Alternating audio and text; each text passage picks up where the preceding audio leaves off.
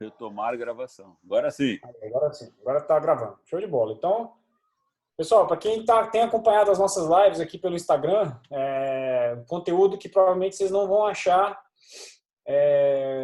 com facilidade, né? Até porque pela qualidade dos profissionais que estão falando, como o professor Bernardo, o professor Matheus, enfim.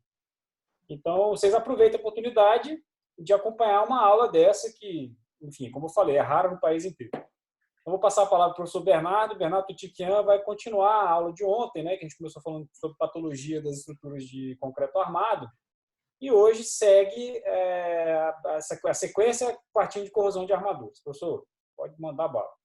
Então tá bom, obrigado aí. Vamos mais uma vez aqui para nosso encontro diário, né? Nosso slogan: enquanto houver quarentena, estaremos aqui com transmissões ao vivo, né? Facebook, no meu Facebook, no Instagram do Abdala, aí, Construção Civil, do Matheus Leone, do FENEC, do ITT Performance, né? Então, e no Zoom, né? Temos muitos canais aí que estamos ao vivo, né?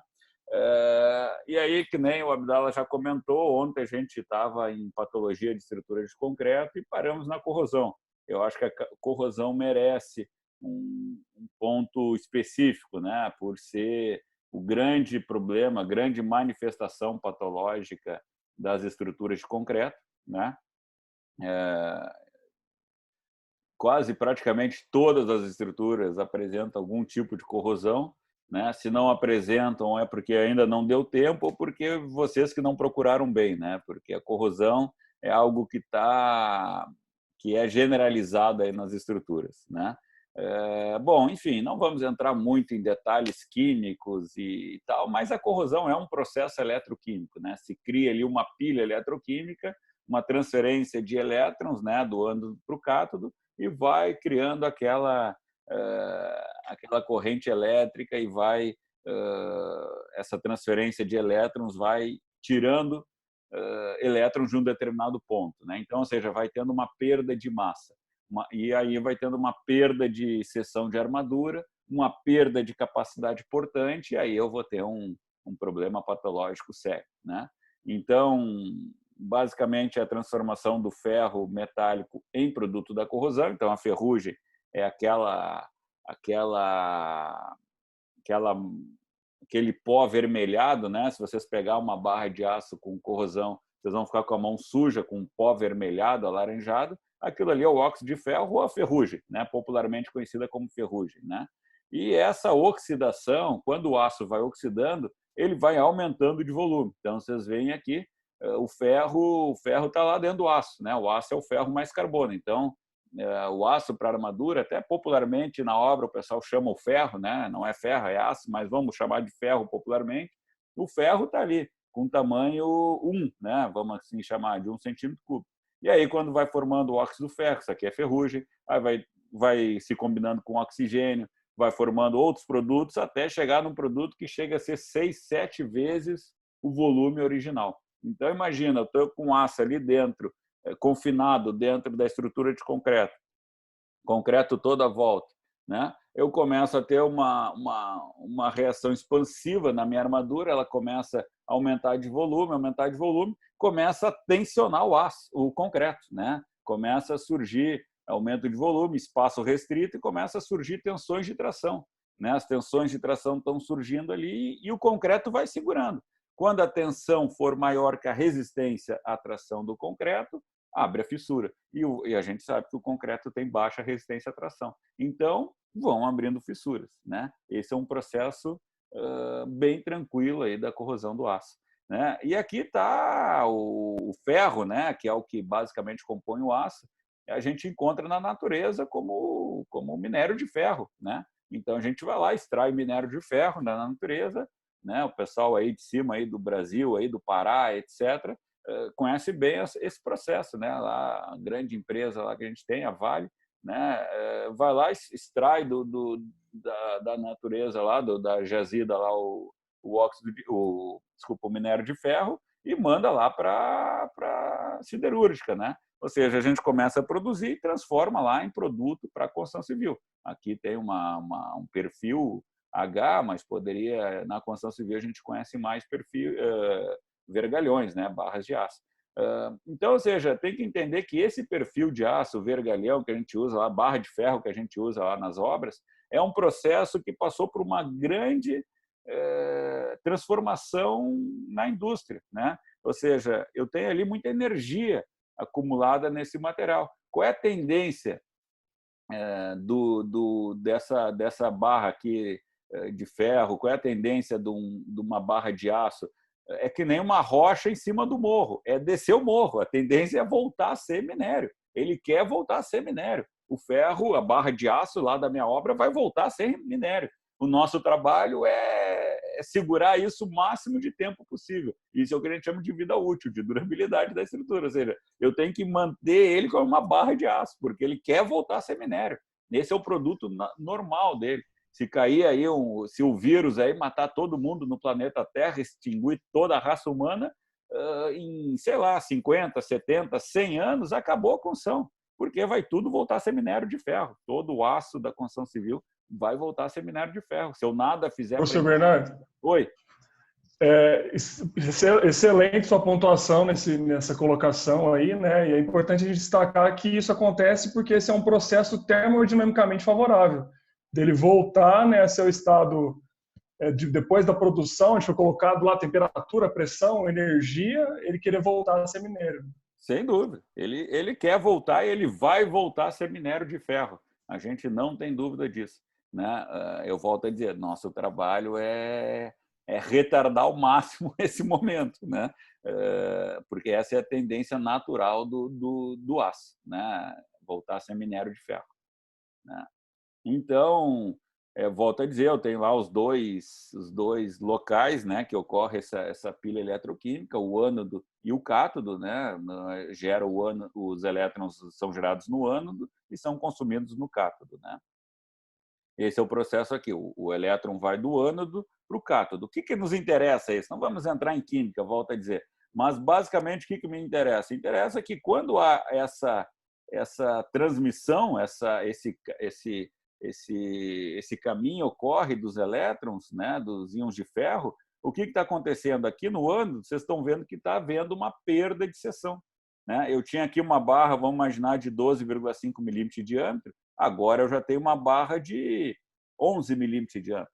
E, obviamente, que ela vai ter uma capacidade portante menor, né? Porque eu tenho menos seção de aço. Então, isso aqui eu vou ter uma manifestação patológica séria na minha estrutura. Vai ter menos capacidade portante, vai ter menos resistência, pode vir até o colapso em casos mais avançados, né? E só que, para ver essa transmissão de elétrons, etc., eu tenho que ter um ambiente propício para isso. Então, vocês estão vendo que para fazer essa combinação do elétron, ele precisa de água, ele precisa do meio aquoso para a transmissão e precisa de oxigênio. Vocês estão vendo aqui a molécula de oxigênio é de água. Então, para ver corrosão, né, aquilo que a gente comentou, eu preciso de água, obrigatoriamente, eu preciso de oxigênio, obrigatoriamente, e eu preciso aqui de um meio propício, ou seja, que esteja não passivado a estrutura, que nem o colega comentou ontem, até no meu Instagram privado, muito bem colocado, né? Eu disse que tem que despassivar. Na verdade, despassivar para carbonatação. O íon cloreto não precisa nem que despassive. Ele vai lá e faz aquele processo. Por isso que a corrosão por íon cloreto é a pior que existe. Não só por isso, né? Mas, enfim, por isso também. E aí, o que acontece que a gente estava comentando? A armadura começa a aumentar de volume. Quando ela começa a aumentar de volume, começa a fissurar o concreto. Então, no início da corrosão, surgem fissuras paralelas à barra principal, à armadura principal. Aqui eu estou numa viga, então vão surgindo fissuras horizontais. Se eu tiver num pilar, vão surgindo fissuras verticais bem onde está a armadura, né? Isso me ajuda no diagnóstico, isso é o que a gente chama de sintomatologia. Eu enxergo o sintoma e é o estudo do sintoma, né? Sintomologia. Sintomatologia, ou seja, o estudo do sintoma, logia é estudo. Então, eu enxergo o sintoma e tento identificar o fenômeno. Então, sempre que tiver uma fissura paralela à armadura, é corrosão? Não, nem sempre. Pode ser uma retração ali por baixo o cobrimento em cima da armadura, um problema de execução, mas já me dá um bom indicativo. Se eu tenho uma fissura paralela à armadura principal, eu tenho um bom indicativo que é que é, sim, uma corrosão, né? E aí, num segundo momento, numa corrosão mais avançada, aquelas fissuras aumentam, as paralelas à armadura principal, e já começam a surgir fissuras paralelas à armadura secundária, né, aos estribos, né? Então eu tenho a armadura longitudinal já abrindo fissuras, as transversais abrindo pequenas fissuras. E num terceiro momento, a corrosão continuando, eu já vou começar a ter um destacamento da camada de cobrimento ali na armadura principal, e já lá nos estribos a mesma coisa, num grau um pouco menor, porque normalmente o estribo tem um diâmetro menor, então tem menos volume acontecendo ali. Então, ou seja, esse é o processo tradicional de corrosão, né? Esse é o processo tradicional de corrosão. Então, quando que eu tenho que me preocupar com a corrosão? Né? Quando começa a surgir fissuras desse tipo, é que já entrou o agente agressivo, né? No caso da carbonatação, já despassivou a armadura, já entrou água e oxigênio, já começou o processo eletroquímico, já começou a armadura expandir, o concreto já perdeu a sua capacidade de suportar e fissurou. Então, eu posso estar falando depois de 10 anos aconteceu um negócio desse até eu enxergar, né? Ou seja, quando eu enxerguei, pode ser que já está com 10 anos de corrosão ali dentro. Então, olhem como o problema é sério quando eu enxerguei, né? Num caso desse aqui, bom, aí eu já estou mais avançada a corrosão ainda. Num caso desses aqui, é escorar e desocupar o prédio, porque tem risco de colapso esse elemento. Claro, uma viga normalmente não é o motivo para colapsar o prédio inteiro, mas se está acontecendo num pilar importante, se está acontecendo em mais de um elemento, enfim, isso aqui eu já estou com indicativo que está colapsando, que está com um colapso iminente. A importância do meu prognóstico, se eu estou com, que é o que vai acontecer se eu nada fizer. Se eu estou com um prognóstico nessa fase aqui, eu estou com um prognóstico já preocupado, mas um pouco mais tranquilo que nessa fase aqui. Então, a importância do prognóstico, né? Professor Bernardo. Oi. O Luciano está perguntando aqui no chat, Luciano de Goiânia, está colocando aqui que a dúvida dele é com relação à concretagem de armadura que normalmente possui certa crosta de ferrugem. Alguns dizem que isso não influenciará e outros dizem que as armaduras devem ser limpas e tratadas antes da concretagem. Qual a sua opinião com relação ao assunto? Excelente pergunta.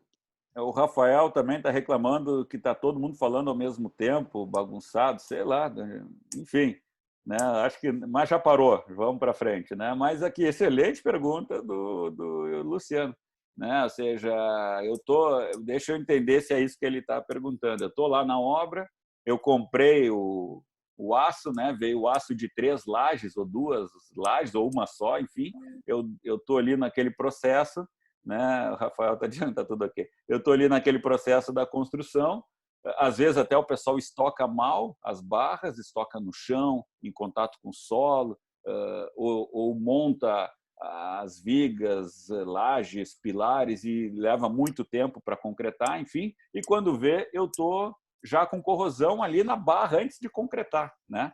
Ou seja, eu pego ali a barra, eu sujo a minha mão de ferrugem, que é o óxido de ferro. Se eu sujei, eu estou tirando um pedaço do aço, né? Está na minha mão, um pedaço da capacidade portante do aço. Então, isso é importante ou não?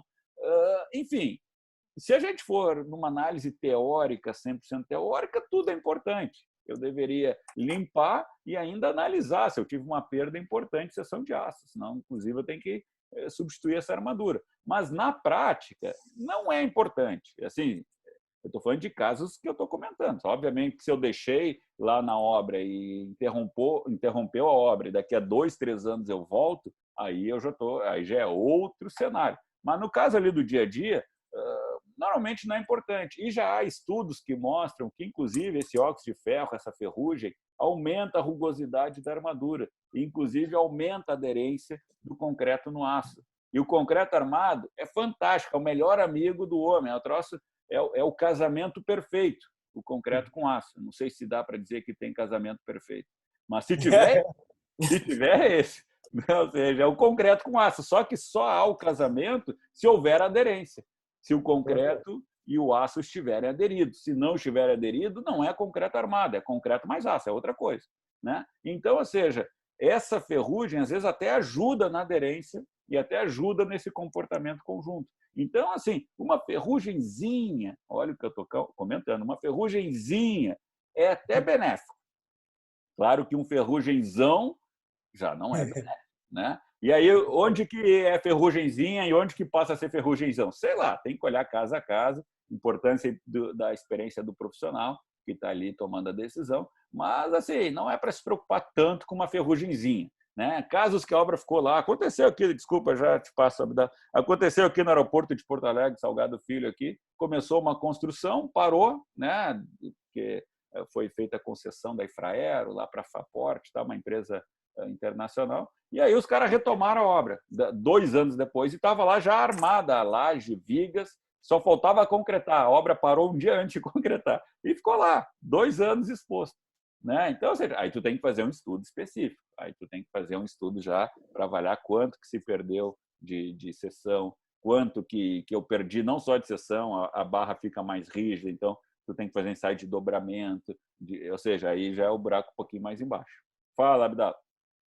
Uma pergunta aqui que eu acho interessante, eu vou começar já com uma das soluções que eu já vi, mas cadê aqui? O Dilson perguntou, como devemos cuidar da corrosão? Tem um pouco a ver com o que a gente estava falando.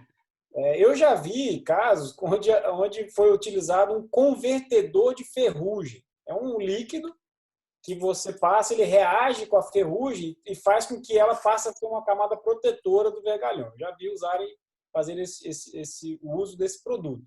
Mas agora esses produtos, né, Abdala, normalmente esses produtos são à base de zinco, né, que cria aquele efeito que eu comentei ontem, cria ali um ano de sacrifício, né, o boi magro, ou seja, tu bota ali um aço, um metal menos nobre para ser corroído primeiro, então tu protege. Mas isso aí tu está evitando que a oxidação, que a corrosão aumente.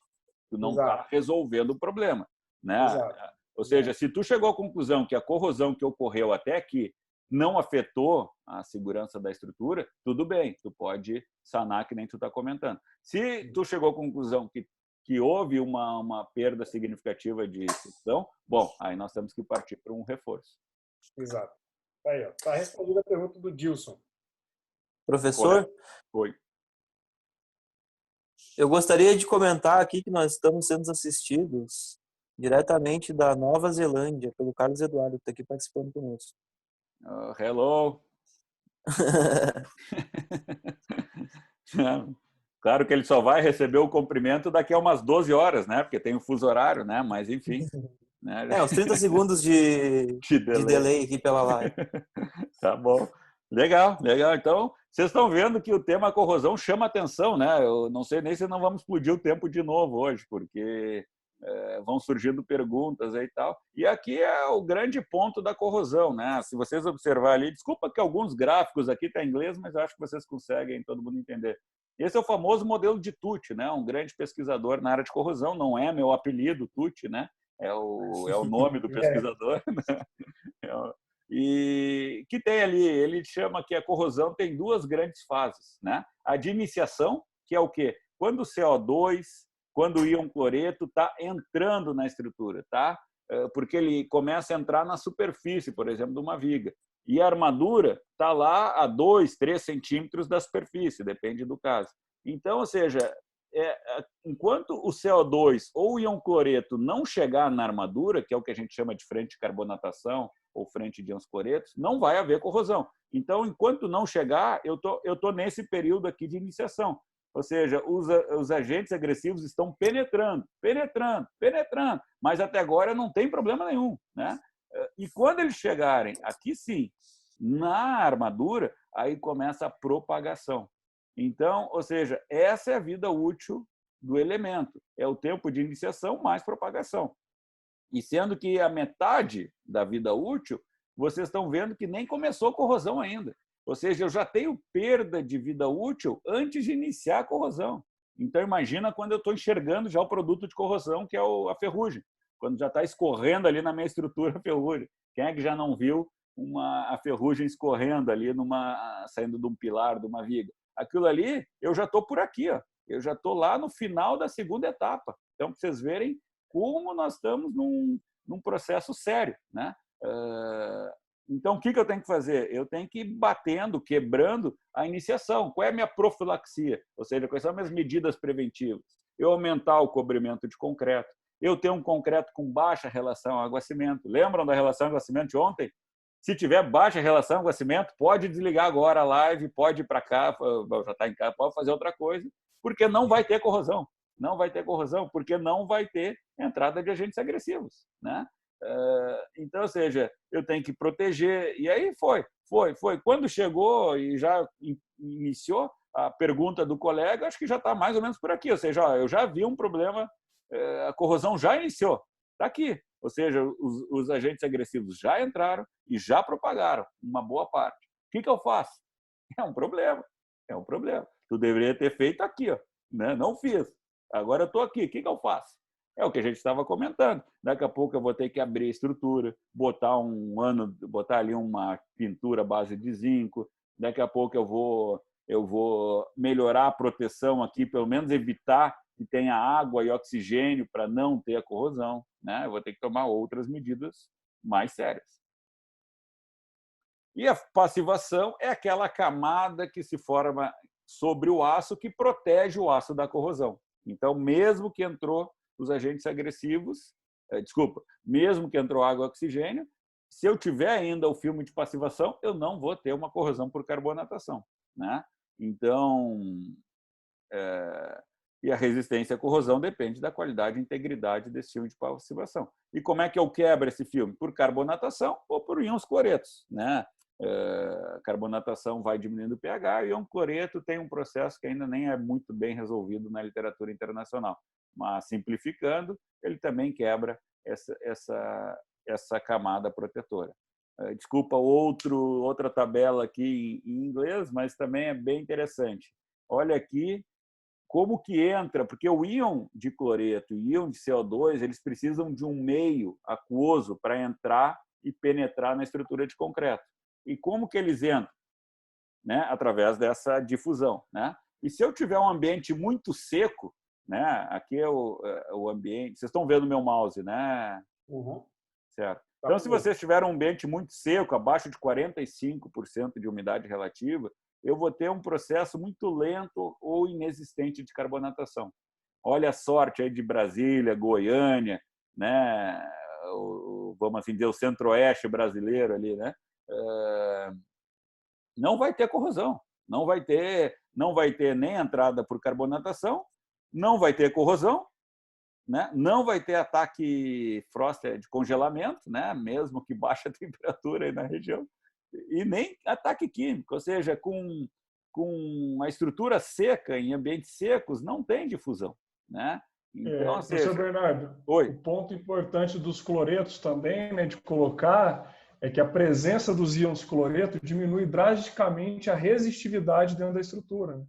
Sem dúvida. E aí, por isso que o mecanismo de corrosão ainda vai ser mais acelerado e mais acentuado, é o pior que existe. A gente já vai chegar aí. O cloreto é mais acelerado. O cloreto é um tiro no rim, né? Ou seja, a carbonatação ela ataca mais amplamente a estrutura, mas é bem mais tranquila, uma corrosão bem mais lenta. O cloreto é pontual, é um tiro no rim e entra rachando, né?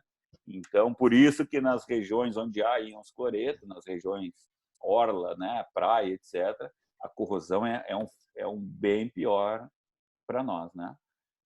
E qual é a umidade perfeita para ter carbonatação? Entre 45 e 65, ainda até 85, ainda muito bom. E o cloreto também. Então, se eu pegar ali 65, 80, as regiões mais úmidas do país, Porto Alegre, olha que maravilha. Porto Alegre é isso, né? Ou seja, olha que maravilha. Né? O sul úmido aqui, nós temos o sul do país é úmido, o norte do país é úmido, né? Não estou falando de temperatura, estou falando de umidade, né? São ambientes úmidos, né? A própria costa do país é uma costa úmida, né? E quando eu tiver muito alta umidade, até o ponto que eu esteja saturado, não vai ter corrosão.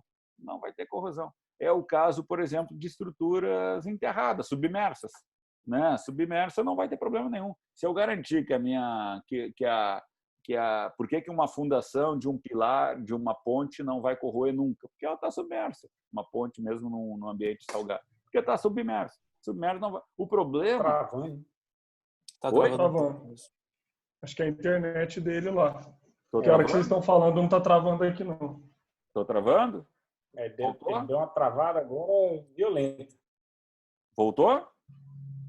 O Bernardo está ouvindo a gente? Estou ouvindo. Está travando aí tá travando sua câmera e seu áudio. E agora? Melhorou? Alô, alô?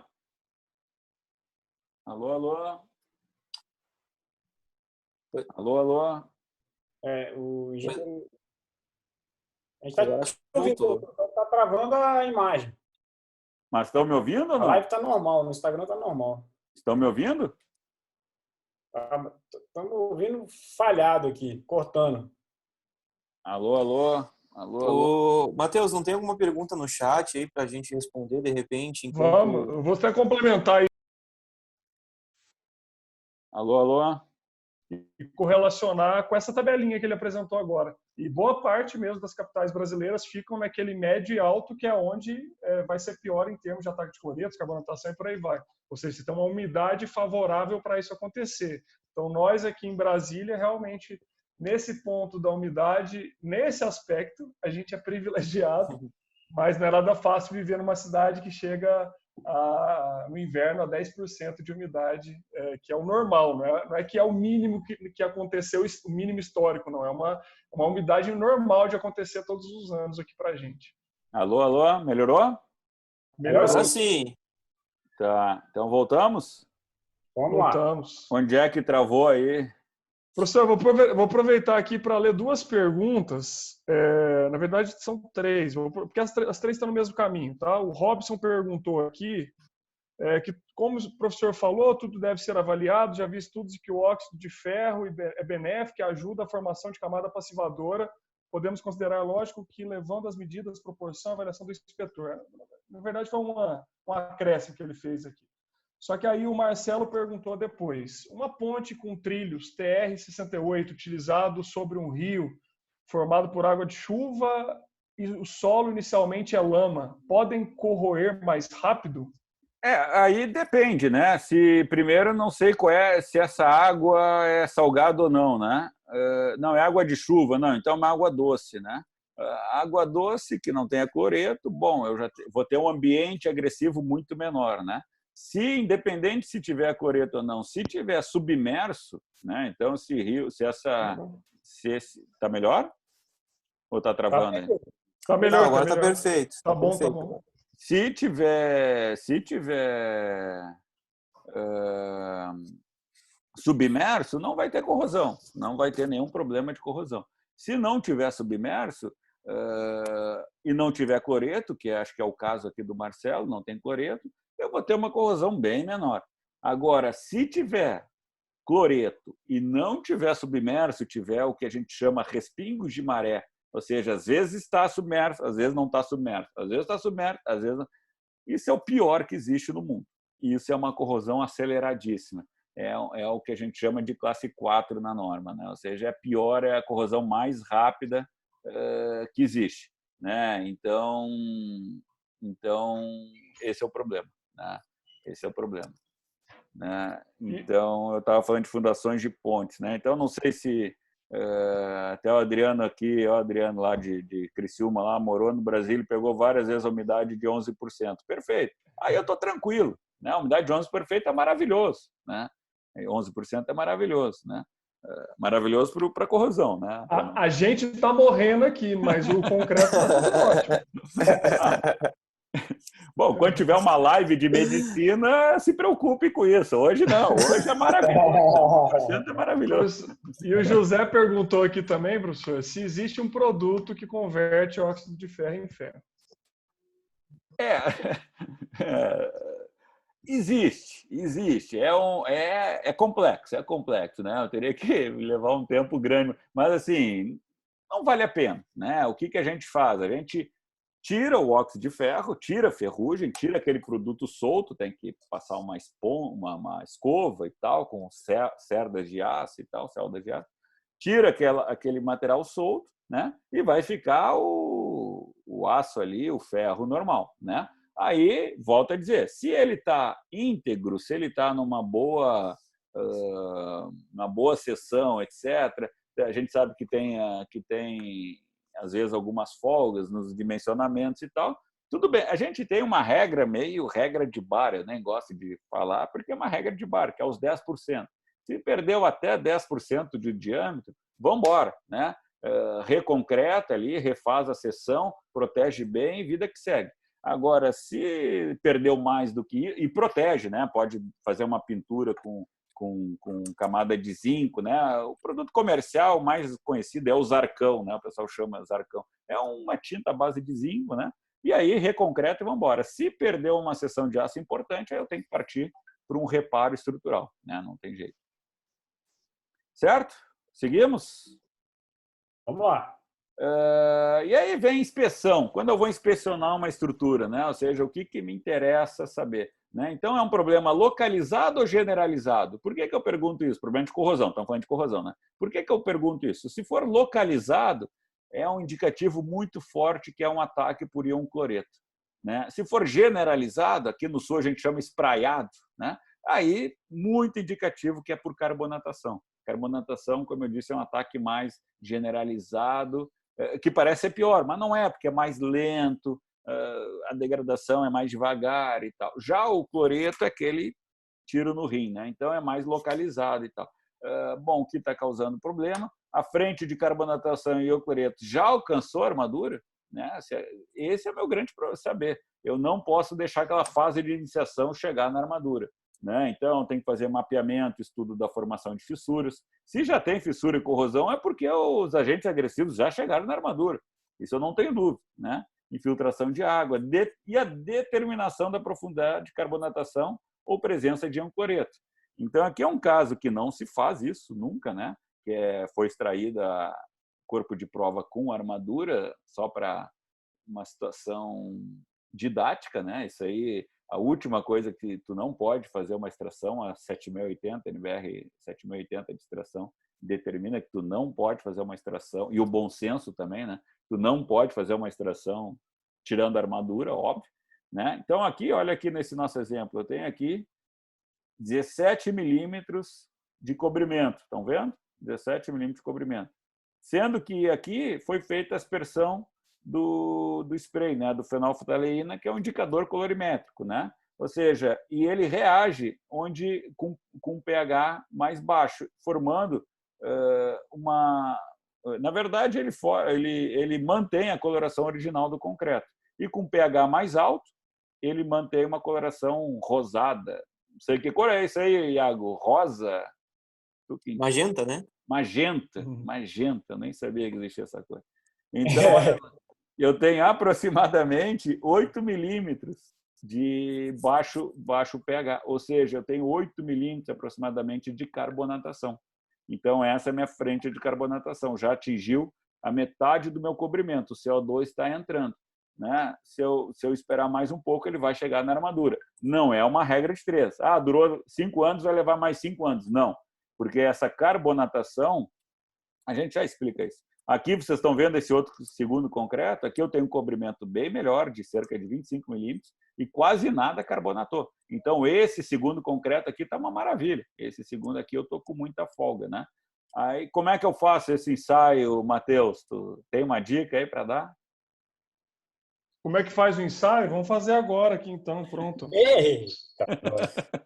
Professor Bernardo, dá para o senhor deixar de compartilhar a tela por uns minutos para aparecer maior aqui? Como é que para aparecer maior? Aparece aí quando fica só eu falando, maior? Isso, daí tu fica maior. Não entendi. Só deixar de compartilhar a tela a tela da apresentação, professor. Aí, aqui, agora sim. Apareceu? Ó, pessoal, tem aqui um corpinho de prova, que é inclusive o corpinho de prova ontem que eu mostrei da reação ao agregado, eu quebrei ele no meio. Ele não foi submetido a nenhum ambiente agressivo, né? Então, já é de se esperar que ele esteja básico. Então, propositalmente, né, a gente vai ver isso aqui agora. Está aqui, é uma coloração normal. E se eu vou jogar para cá, porque senão vai respingar aqui no computador. Então, imediatamente, quando eu jogo, ó, dá para ver? Ele já ficou, vai pingar aqui. Ele já ficou na coloração, lá no magenta, né, no rosa. Dá para ver bem aí, né? Rosa é básico, né? Rosa é básico, exatamente. Significa que não carbonatou nada, né? Aí, O tá pessoal, bem rosa. o pessoal tá falando que é a cor das paredes do AutoCAD aqui. O magenta é o rosa lá do AutoCAD. Exatamente. Que é isso, né? O pH do concreto lá estando entre os seus 12,6 e 13,5 é um meio ótimo para proteger a nossa armadura. Perfeito. Só cuidem, né, pessoal? Às vezes se faz alguns furos na estrutura para aplicar o spray e o pessoal lava com água, né? A água tem pH 7 normalmente, então vai estar sempre carbonatado, né? E não é o caso. Então cuidem para não lavar. A gente tem até um outro método que a gente usa aqui na Unicinos, no TT Performance, que é com extração de pó, né? E para determinar a vida útil da estrutura, vida útil remanescente. Isso é muito legal em inspeção em estruturas existentes. A Fernanda aí, que até está nos ouvindo, é nossa especialista no tema. Depois podemos até fazer uma live dela mostrando esse ensaio aí e tal. Professor, Oi. água em Brasília, o pH chega a 5. Já bebi água com pH 5 aqui. Tá louco. Praticamente uma solução de bateria. Pelo menos mata as bichas, né? Mata tudo. Tá louco. Aí vai estar sempre carbonatado, né? Se tu lavar com essa água aí, com esse pH e aspergir o spray, né? Ou seja, vai dar sempre mostrando que está tudo carbonatado. Então, cuidem com isso. Não lavem os furos antes de aspergir, né? Então, aqui outro caso aqui que não tem nada carbonatado, que nem o caso aí que o Matheus explicou, né? A solução de fenolftaleína é muito fácil de fazer. Vocês fazem aí nas melhores farmácias, vocês compram aí os produtos, né? A 1% de solução de fenolftaleína, vocês compram essa solução na farmácia e fazem em casa mesmo, sem problema nenhum, com álcool etílico. Agora não dá para gastar álcool para isso, né? Mas dá para se usa álcool, se usa a solução e água deionizada e tal. Enfim. Não sei, Matheus, tu quer explicar aí como é que tu faz o teu spray aí? Como é que eu faço? É. Eu faço essa com 1% também, né? 1 grama fenolftaleína e aí 100 ml de solução alcoólica. Aí você tem que ver que álcool você está usando. Se você estiver usando álcool isopropílico, que é o mais puro, você vai ter que colocar 50 ml dele mais 50 ml da água deionizada ou destilada. Se você estiver usando lá o álcool 46%, ele já está em solução e basicamente você coloca 100 ml dele. Perfeito, perfeito. E agora, a solução de fenolftaleína que vocês compram? Uma dúvida legal aqui do Udi Monteiro. O concreto estando ácido, qual o melhor tratamento? Ele estando com pH baixo?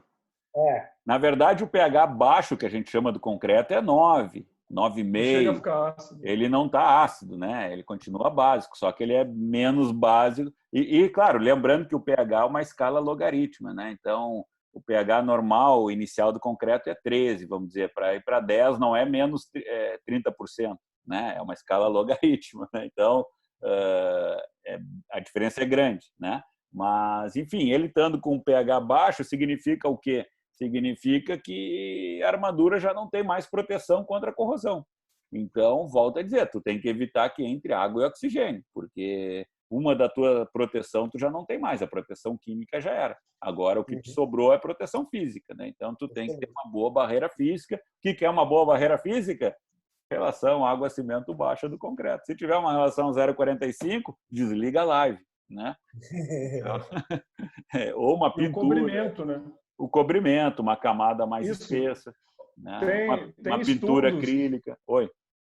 Exatamente. Tem estudos que mostram que uma pintura acrílica convencional é capaz de aumentar a vida útil de uma estrutura consideravelmente. Então, é uma boa prática pintar subsolos. Pintar subsolos é uma boa prática. Pintar os pilares, as vigas e o fundo de laje no subsolo, além de ter um cobrimento adequado. Sem dúvida, sem dúvida. Então, pintura por cima da corrosão não é solução, né? Tá ali, o pessoal foi lá, pintou, a armadura continuou expandindo, principalmente em ambientes que eu tenho cloreto, íon cloreto. Às vezes, eu aprisiono o cloreto lá dentro, e a corrosão do cloreto é cíclica, né? A reação química do cloreto é cíclica, então eu vou só aumentar o processo de corrosão, né? Então, primeiro eu tenho que resolver esse problema, né? Então, aqui é o caso, vocês estão vendo aqui uma armadura aparente, né? E aqui é urina, né? Urina, eu estou fazendo um ataque ácido, né? Aí sim é o ácido, é terrível, isso aqui é terrível. Isso aqui deve ser a urina de um cachorro, né? Não é, ninguém vai, uma pessoa urinar num pilar, né? E... Aqui em Brasília tem um caso clássico, professor, que tinha uns moradores de rua que ficavam embaixo de um viaduto e eles urinavam justamente na base dos pilares e teve que ser reforçado o viaduto por conta da urina humana mesmo.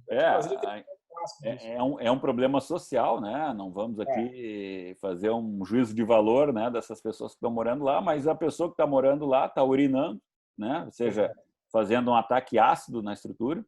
A pessoa está cozinhando e, por exemplo, ainda aqui no sul, que é frio, está ainda fazendo fogo para se aquecer, então ainda está, às vezes, botando fogo na estrutura, né?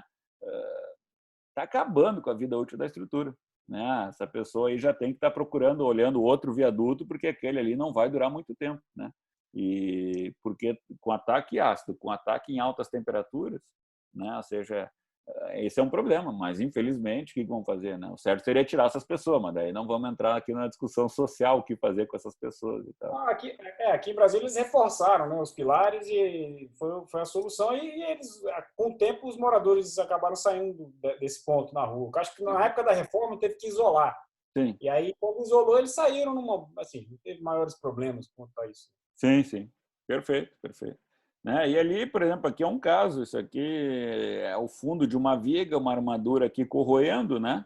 Expandindo, e esse aqui é o revestimento, um revestimento granulado, né? Estava estourando o revestimento, caindo lá na rua, lá na calçada, né? E olha, eu quebrei a cabeça para descobrir o que era essa barra de aço ali, se ela ia ter em outras vigas ou não. O que uma barra de aço está fazendo a 45 graus no fundo de uma viga? E eu olhava, tentando entender, não enxergava estribo, não enxergava nada. Né? E depois eu descobri, né? É o espaçador. Se fazia muito, ou se faz em algumas obras ainda, o pessoal levanta a armadura e bota um toco que sobrou na obra, um toco de ferro ali que sobrou na obra de espaçador. Nunca, né, pessoal? Nunca usar espaçador metálico, né? Nunca usar um pedaço de aço como espaçador, que ele vai corroer.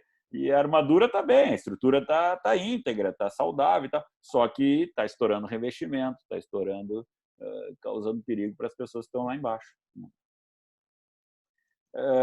E aquilo, como que a gente faz um bom concreto de cobrimento? A norma já nos diz isso, é mesmo 18. É a qualidade e espessura do concreto, né? Então, divide as estruturas em ambientes de agressividade. Se eu estou no ambiente rural, com baixa agressividade, ou submerso, aquilo que eu falei, sempre embaixo d'água, é uma agressividade fraca, não vai ter corrosão. Urbano, que é a maioria do país, já estou numa classe 2. Marinha, industrial, que é a outra maioria do país, já estou numa classe 3. Né? E o respingo de maré, que é a variação de maré, que é o teor de cloreto muito forte, aí eu já estou na classe 4. Aqui a norma não diz isso, pessoal, mas se vocês observarem, ó, as duas primeiras classes, classe 1 e 2, qual é o agente agressivo predominante no ambiente rural e no ambiente urbano? É o CO2, dióxido de carbono, né? Ou seja, a carbonatação. Né? Então, qual é a diferença da classe 1 para a classe 2? É o teor, é a quantidade de CO2 no ambiente. Na rural eu tenho pouco, na urbana eu tenho bastante. A norma não diz quanto que é pouco, quanto que é bastante. E como que faz para ir para a classe 3? Eu entro no ambiente com cloreto. E a classe 4, mais cloreto. Né? Então, o que diferencia a classe 1, 2 da 3, 4? Na 1, 2 eu tenho carbonatação. Na 3, 4 eu tenho cloreto. E não é à toa que quanto pior a classe, mais baixa ela está, mais eu vou ter que tomar atitudes. Então, ou seja, o cloreto está muito claro que é muito pior que o CO2. Mas tem um ponto aí exatamente dessa tabela, professor Bernardo, que eu discordo um pouquinho da norma, que é esse item 2 lá embaixo, principalmente pelo nosso caso aqui em Brasília, né, que ela coloca que você pode admitir uma classe de agressividade mais branda se a cidade estiver inserida em um ambiente com umidade relativa menor que 65%. Desculpa só, Matheus, só uma observação. Nós não estamos falando aqui, quando a gente fala em classe de agressividade, não estamos falando em cidade.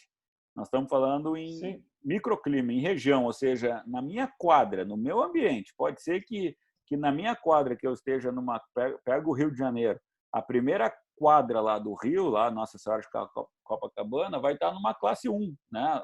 Desculpa, classe 4, respingo de maré, um alto teor de cloreto. Se eu andar 3 quadras para dentro, eu já vou para uma classe 3. Se eu andar 10 quadras para dentro, eu já vou numa classe 2. E deve ter um ambiente rural lá no Rio. Ou seja, eu posso ter as 4 classes na cidade, não? Só fazendo essa observação. Sim, claro. Mas eu coloco assim, porque realmente a nossa umidade aqui ela é extremamente baixa. Isso tem uma influência significativa em todo o ambiente urbano nosso, né? Perfeito. E não recomendo de maneira alguma colocar o cobrimento de classe 1 para Brasília, mesmo tendo possíveis ambientes que se tem essa umidade menor que 65%. Que é um cobrimento relativamente baixo. Né? Entendi. Às vezes também o que se faz, né, é tu determinar um cobrimento para, por exemplo, pega uma viga externa, um cobrimento para a viga, para a face externa e um cobrimento para a face interna que vai estar mais protegido. Só que a execução disso é muito difícil, né? Tu executar 2 cobrimentos numa viga, não se executa nenhum direito, imagina 2 diferentes, né? Então, mas é permitido, é possível, mas tudo bem, concordo contigo que às vezes é perigoso adotar isso. E o que acontece? Em função da classe de agressividade, eu determino CA é concreto armado, CP é concreto pretendido, eu determino a relação água-cimento máxima e a resistência mínima. Então, numa classe 2, Brasília, Porto Alegre, etc., eu vou ter ali uma relação água-cimento máxima 0,6, né? E uma resistência mínima de concreto 25 MPa. Eu não posso fazer nada abaixo disso nessas cidades, né? Se eu pegar agora lá a primeira quadra do Rio, vocês estão, né? Eu vou já para uma relação água-cimento 0,45 e um concreto de 40 megapascal. Então, olha a diferença, né? Eu aumento 15 megapascal a resistência do concreto e tenho que diminuir 0,15 pontos a relação água-cimento. Né? Então, a diferença de custo é considerável também. A diferença de custo é considerável, porque também não é só a qualidade do concreto, é também o cobrimento, né? O volume de concreto. Por exemplo, em Porto Alegre, uma laje vai ter um cobrimento de 25 milímetros. Lá na primeira quadra do Rio, 45 milímetros. Aumentou 2 centímetros. E numa viga, eu tenho 2 de cada lado. E mais 2 embaixo. Então, aumentou 4 centímetros a minha seção da viga. É muito mais volume de concreto e num concreto mais caro que o outro. Ou seja, Exato.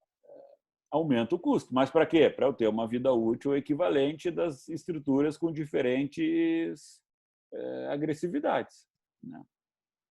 Professor, o Renato está aqui perguntando se tem diferença de agressividade entre um caso de uma estrutura submersa ou em água doce ou em água salgada, se isso tem uma diferença. Se tiver submersa, a diferença é nenhuma. Não vai haver corrosão em estrutura, não vai haver oxigênio, não vai haver migração de elétrons, etc. Né? Então, só que o problema é que se tu achar que é submersa e não for, ou seja, houver variação de nível de maré, por exemplo, se for água doce, tudo bem, eu vou errar por pouquinho. Se for água salgada, né,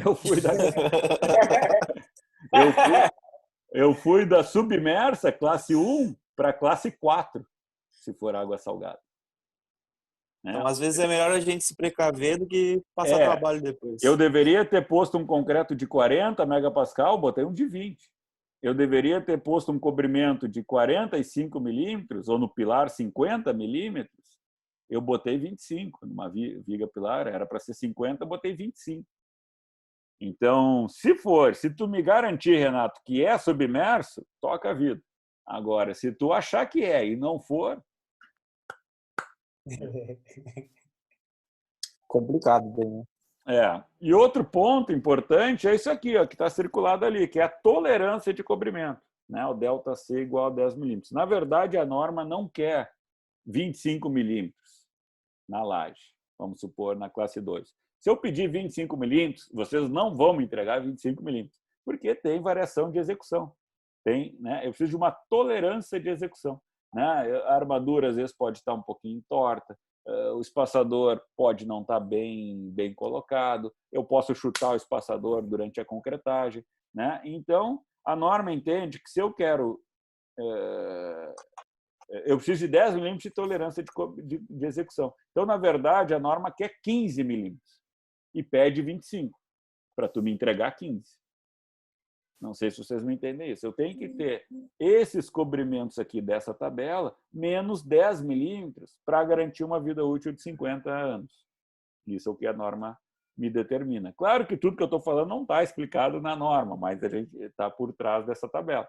Né? E a própria norma determina lá no item 7474, quando houver um controle adequado de qualidade e limite rígido de tolerância, vocês estão vendo que são definições totalmente subjetivas. Daqui a pouco o Abdala me diz, na minha obra é rígido o controle de tolerância. Eu sei lá o que ele quer dizer com rígido. Né? Daqui a pouco o rígido para ele é passar uma vez na obra e perguntar para o mestre se está tudo bem. Né? Não sei. Né? Claro que eu estou aqui exagerando, brincando. Aí o que a norma diz? Tu pode baixar o ΔC de 10 para 5. Então, ao invés de especificar 25, tu especifica 20. Ao invés de especificar 45, especifica 40. Por quê? Eu não quero 25, eu quero 15. E eu estou te dizendo, tu tem 10 para errar. Mas eu não preciso 10 para errar, eu quero errar 5 só. Tá bom, decisão é tua. A norma está dando essa liberdade para o bom profissional. Fica à vontade. Tu quer diminuir a tolerância, diminui, problema teu. Só que se tu não me entregar com 15, tu vai responder por isso. E a gente pega na prática, hoje, aí os colegas do Brasil inteiro, estão aí o Brasil inteiro e mundo, Nova Zelândia, tem um colega meu que já mandou aqui mensagem, um abraço para o Tomás Morocho, do Equador, o Jimmy Venegas, da Nicarágua, a Marguita, do Paraguai, tem gente, todo mundo aí, o negócio está internacional, né? Eu posso perguntar para o pessoal do Brasil inteiro qual é o cobrimento que está lá no seu projeto. Provavelmente, se vocês observarem, para uma classe 2 está 20 milímetros. Os projetistas já adaptaram esses 5 milímetros aqui da norma. Já tiraram 5. Por quê? Porque o construtor, às vezes, uma vez pediu, encheu o saco. Mas está muito grande esta viga. E aí o projetista diminuiu. E o construtor nem sabe mais que diminuiu. Tu vai olhar lá, está diminuído. Eu, pessoalmente, aí é uma opinião pessoal do Bernardo Tutican, para mim, tolerância de 10 milímetros é para obras convencionais. 5 milímetros só pré-fabricado. Né? Pré-fabricado que consegue ter um controle mais rígido, está num ambiente sem chuva, sol, vento, está numa condição, mão de obra mais treinada e tal. Obra convencional, residencial, industrial, eu não acredito que consiga fazer com 5 milímetros de cobrimento, tolerância. Mas a grande maioria das obras do Brasil estão sendo feitas assim, porque os projetistas passaram a adotar isso aí quase que como premissa de projeto. Isso tem que ser acertado pelo projetista e o construtor antes da obra.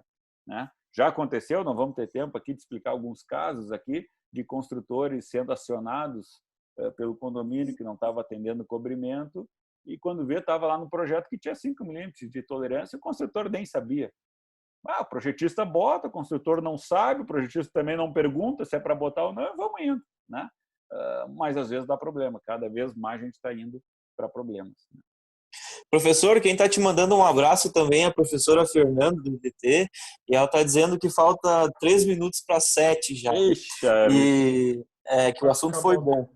E tem uma perguntinha do Carlos Guedes aqui também, ele está perguntando, na Estrada do Mar, aqui no litoral norte, eu posso entender que estando 5 quadras do mar, qual seria a classe de agressividade correta para se usar?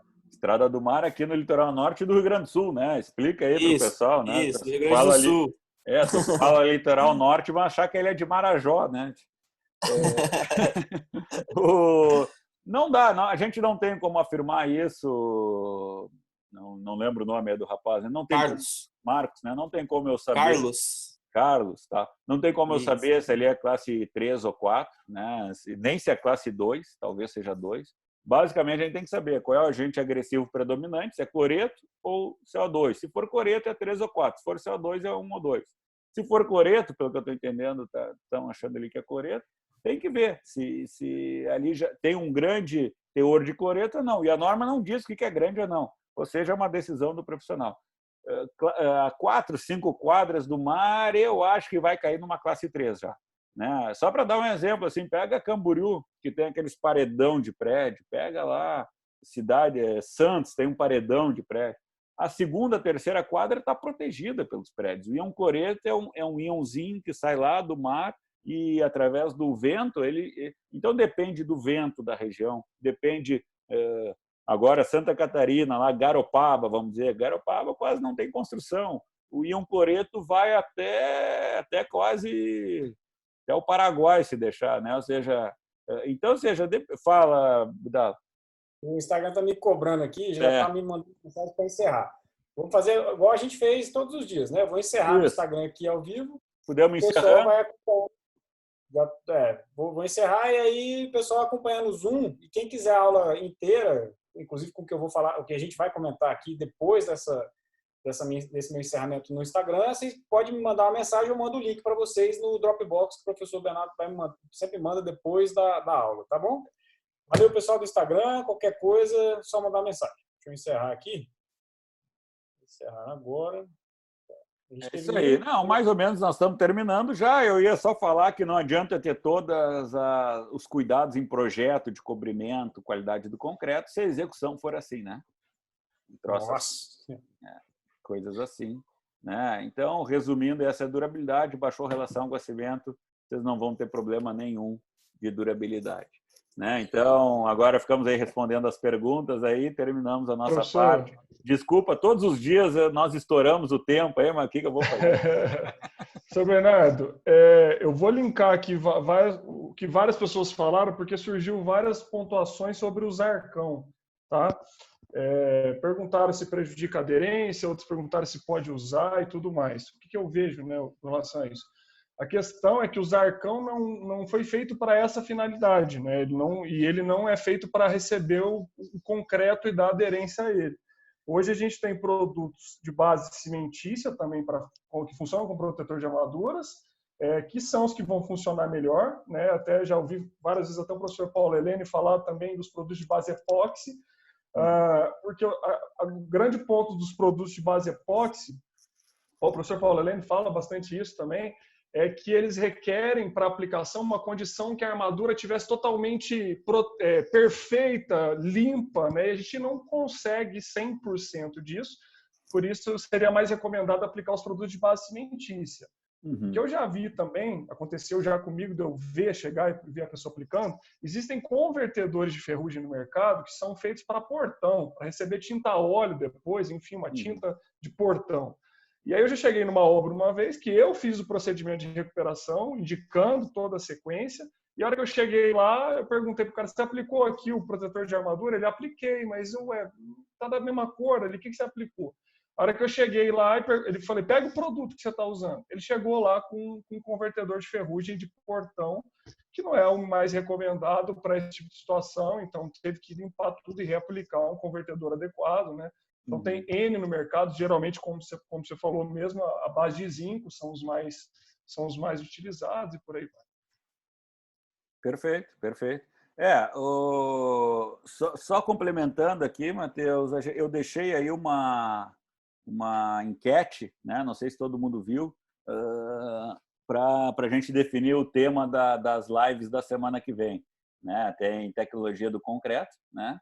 que a gente vai falar, a gente já falou hoje bastante de tecnologia do concreto, a gente vai falar da eBay mais, tecnologia de concretos especiais, autorregenerantes, autocicatrizantes, com fibra, concreto de ultra alto desempenho, né, os CPRs, etc.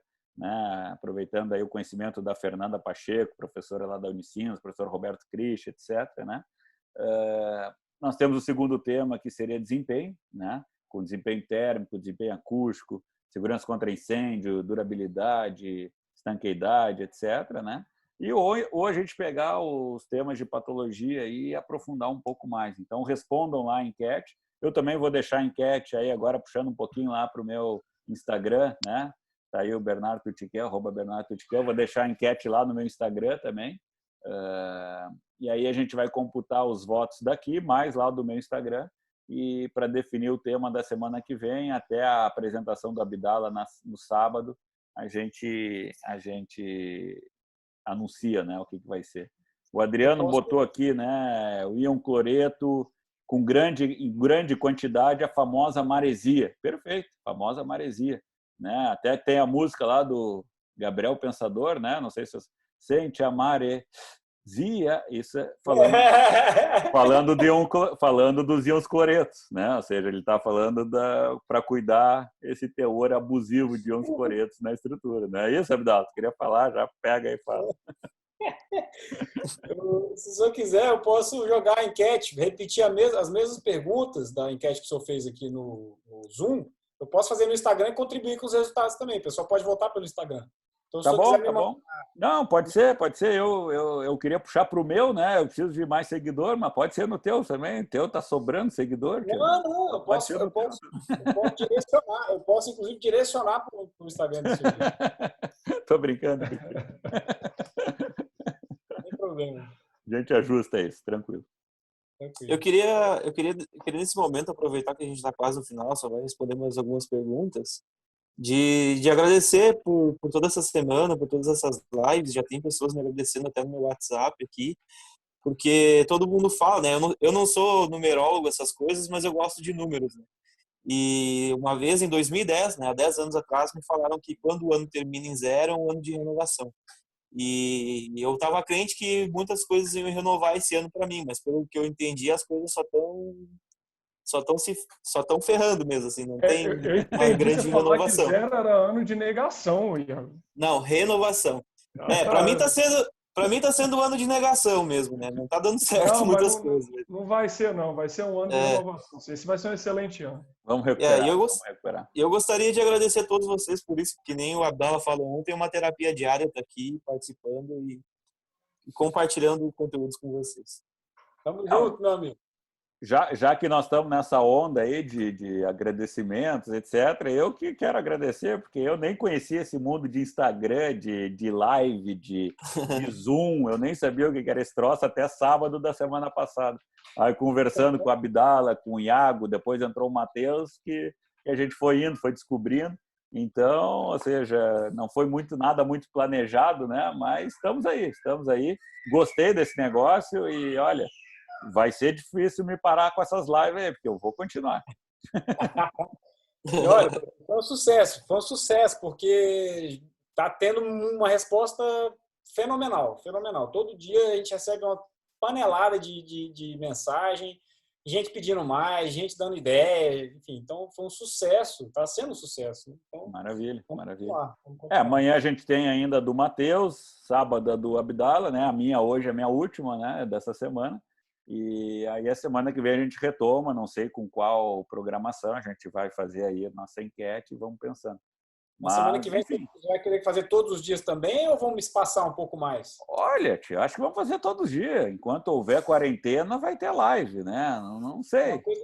Uma coisa que eu observei, no primeiro dia que a gente fez, na segunda-feira, a gente começou com um pico de 190 pessoas simultaneamente só no meu Instagram e mais 100 pessoas que estourou lá aqui no Zoom. Né? Então, deu mais de 300 pessoas simultaneamente assistindo ao mesmo tempo. E quando eu encerrei no Instagram, deu 2.500. Eu estou notando que tem caído, tem diminuído um pouquinho. Eu não sei se é porque às vezes a pessoa, todo dia, ela não quer ficar uma hora vendo. Então, talvez, eu só chutando aqui, talvez na semana que vem, para dar um gostinho de... Pô, o cara vai falar, eles vão falar sobre tal assunto, dá um gostinho de quero mais, para não ficar todo dia. Cara, tem todo dia mesmo. Então a gente faz a gente fala, olha, vamos fazer numa terça, ou não, sei lá. Pode ser. Mas a gente tem que pensar também que tem um comportamento geral, né, de como as pessoas estão ficando em casa e tem mais profissionais fazendo live também. Então pode ser que tenha esse jogo aí, o pessoal não querer assistir a nossa live, para assistir outra depois. É verdade. E por isso que eu penso que tem caído um pouco, assim, porque até o Instagram já não está mais notificando, assim, né? O Instagram está mandando para algumas pessoas e é isso aí. Por isso que a gente tem que pedir ajuda de todos para compartilhar, né? Aproveitando também, pessoal, todos os dias, geralmente às 20 horas, tá? Ou eu, ou o Abdala, ou o Gildeon, a gente tem feito os lives com parceiros. A gente tem live programada até dia 8 de abril, todo dia sem parar. sobre algum tema relacionado à patologia. Hoje, inclusive, às 20, daqui a pouquinho, eu vou estar com o Vinícius, do Fundações Sem Complicações, falando sobre patologia do concreto. E todo dia tem live, então, às 20 horas, só que essas são pelo Instagram. Então, fiquem ligados lá nos nossos Instagrams, que a gente está divulgando isso aí diariamente. Show de bola. Mas é uma coisa assim, o Zoom, Matheus, aproveitando que o professor Bernardo fez dessa forma, o Zoom, ele é muito mais rico, né? Eu acho que Total. Né, nós temos, enfim, a forma como está sendo feito aqui traz uma riqueza para o ouvinte fantástica, fantástica. Então, exato, acho que com certeza. as duas coisas estão dando super certo. Eu acho que a gente vamos produzir. Eu acho que aproveitar, né, que a gente está mais sendo forçado a ficar em casa. Eu já não aguento mais. Mais que eu invento por fazer dentro de casa, fora do trabalho normal. Chega à noite, não liga a televisão porque é só desastre. Mas, enfim. Vamos lá, vamos seguir. Tem uma última pergunta aqui do Leonardo Kovac no QA lá. Não sei se querem ou encerramos e depois a gente... Não, a pergunta do Leonardo tá legal, vamos ver ela aí. Qual é? Deixa eu pegar aqui. Eu leio aqui, ó. Sobre a utilização do convertedor, é necessário mesmo? Pensando que se forem seguidos todos os procedimentos de boa prática de recuperação das estruturas, abertura, limpeza da barra, concretagem com grout, caso não necessite de reforço estrutural, haveria mesmo a necessidade? O concreto novo tem baixo fator aguacimento, alta resistência e geralmente não precisa de ponte de aderência. Creio que o que deveria se preocupar mais seriam as regiões adjacentes devido à diferença de potencial criado entre a estrutura do novo concreto e a estrutura antiga. Fonte Odd Gjorv, falecido Odd, né? Um amigo falecido aí, que tem um livro muito bom, inclusive de ambientes agressivos, né? Concreto em ambientes agressivos. Não, perfeito. Na verdade, não é necessário o convertedor. É mais uma, vamos assim chamar, profilaxia, uma medida preventiva, né? Mas fazendo com concreto dessa qualidade, de baixa relação de aguacimento, alta resistência, etc., e fazendo um bom processo ali de limpeza e reconcretagem, abertura, etc., não é necessário, não é necessário. Se colocar uma pintura base de zinco, alguma coisa, e quiser melhorar a ponte de aderência, tu pode botar ali um primer, um agente que melhora a ponte de aderência. Mas concordo que não é necessário. Já que tu já abriu, já que tu já limpou a barra, já vou dar uma protegida a mais, né? Mas concordo que não é necessário. Perfeita a colocação dele. Eu concordo plenamente também, e um problema, né, muito comum que a gente vê em reservatórios, principalmente, né, então você tem a parte do reservatório ali que fica submersa praticamente todo o tempo, né, reservatórios tanto superiores quanto inferiores de condomínio. Só que, enfim, já tem a questão da galera não fazer o cobrimento adequado, e aí tem a questão do assunto que vai ser no sábado, que as pessoas, no geral, não impermeabilizam a laje inferior do reservatório, a parte inferior da laje. Então, você já pega uma condição de cobrimento extremamente horrível, o cara vai lá e não impermeabiliza o fundo da laje, aí aquilo ali vira uma bomba. Então, aquilo ali vai ter uma... Eu tô fazendo a recuperação de um reservatório exatamente assim agora, que a gente chegou à situação de reforço estrutural do reservatório, da laje, porque não tinha cobrimento adequado e não tinha impermeabilização também do fundo, que acaba acelerando ainda mais esse processo, né? E, enfim... E aí, nesse caso, a gente recomendou a aplicação da ponte de aderência, do inibidor, como uma medida a mais, exatamente nesse sentido, para a gente ter uma vida útil mais adequada depois da recuperação. Perfeito. É isso aí, então, pessoal. Show de bola. Mais uma vez, parabéns para todo mundo, principalmente para o professor Bernardo e para o professor Matheus. Gostei o ao vivo